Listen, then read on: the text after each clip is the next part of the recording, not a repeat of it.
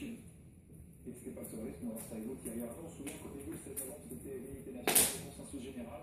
À présent, le 3/5e, ça paraît un objectif quasiment inaccessible. Oui, c'est terminé, c'est la raison pour laquelle, au fond, ce débat parlementaire, cette procédure qu'on a enclenchée aujourd'hui, est un peu surréaliste. Et d'ailleurs, on a bien vu Manuel Valls à la tribune, on a vu parfois enflammé, très enthousiaste, et là, un peu, finalement, en train de dévouer un discours dont il savait qu'il n'avait aucune chance de convaincre. Pourquoi? Eh bien, Thomas Soulier nous l'a expliqué il y a quelques minutes. On est parti d'une proposition de François Hollande acceptée par la droite, une extension de la déchéance de nationalité aux binationaux nés français, à un texte qui préconise la déchéance pour tous, plus de distinction entre les binationaux et les mononationaux, avec le risque de créer des apatrides. Et cela, la droite ne veut pas entendre parler, et elle dit, à juste titre, ce n'est plus du tout le deal de départ qu'on avait fait dans le bureau de François Hollande à l'Élysée. Alors, le résultat des courses, c'est quoi?